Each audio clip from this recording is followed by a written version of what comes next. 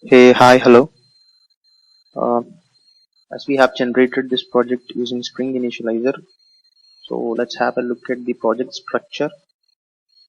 If you don't know how to set up this project, I'll drop a link in the description. You can find, and let's see the files that has been generated by the Spring Initializer.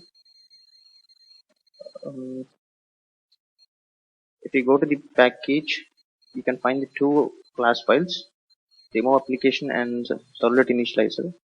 This demo application is just a main class which is responsible to initiate the application, and this Spring Boot application annotation is equivalent to enable auto configuration and component scan, because in earlier versions like 1.2 and below versions, we need to have those annotations are also to be annotated in the main class. So later versions, we don't need that. uh, you just need to have this Spring Boot application annotation. This will help you to mark the packages, and this will help you to scan the packages. So this is the class which is responsible to initiate the application, and servlet initializer. I'll talk about this later. Let's go ahead and see the next resources folder. Yeah, here in the static folder, you can have your uh, CSS files and JavaScript files, and in templates you can also have this theme life templates, and you can also have the HTML files. This application property file is used to override the existing property files.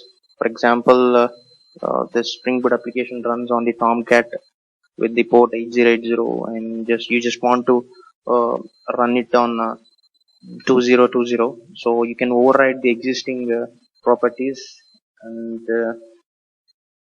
the other thing is, this package is used for writing the unit test cases. If you are uh, good at JUnit and Mockito, you can write these test cases here. And if you go to the web app, this is where um, your JSP files you need to keep. Um,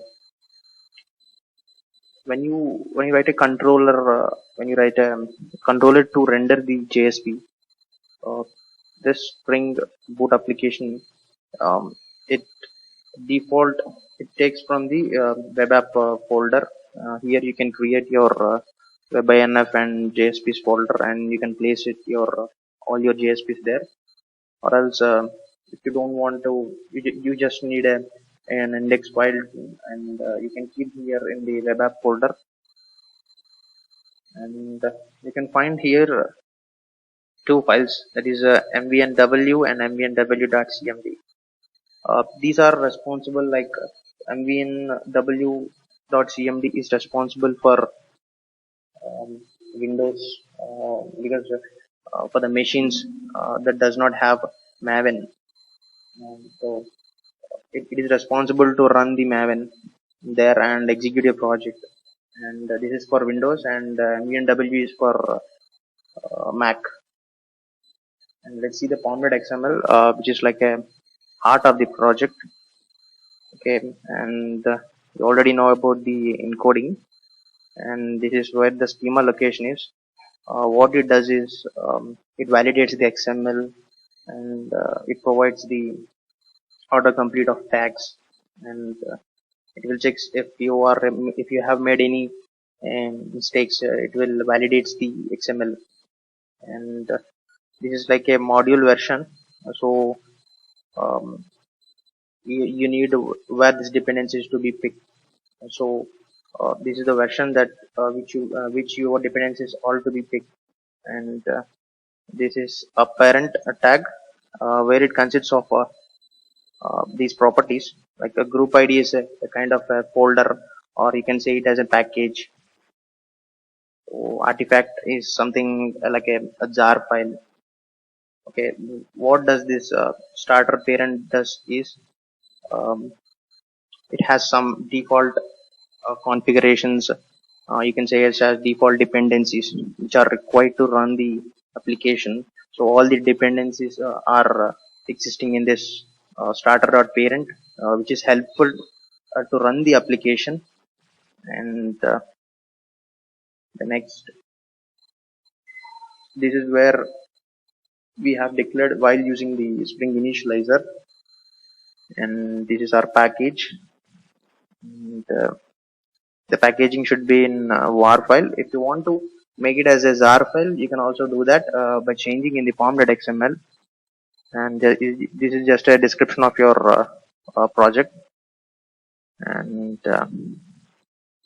this is the property, which is a default property, the minimum version of Java that to be required to run this module version of application.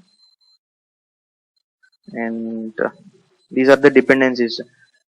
Dependencies are like some, you can call it as a libraries, and you have some functionality in your libraries, and you want to pick that functionality and reuse it in your application.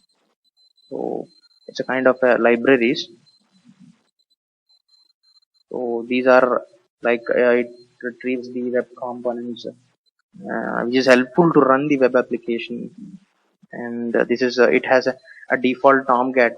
You don't need again in your Eclipse or STS to have a tomcat and have a setup. So it default has a tomcat. So you can run just by uh, initializing this. You can run this by right click on run as a Spring Boot application. So it will run on default tomcat. Okay, this is used for JUnit test cases. I've already told you that here you can find this your JUnit test classes, and this is what the main part is. It's a Maven plugin which is used to build the application, which is which is responsible to package all your resources into a single unit. And as we are packaging our project into a var file, uh, we have a servlet initializer class. This class is responsible to bind the servlet filter and servlet initializers from the application context uh, to the server. So it's a kind of a traditional var archive that is deployed on a web container. So it takes care of all those bindings. This class is responsible for that bindings. Yeah, that's it. If you have any queries, you can comment in the section below. Thank you.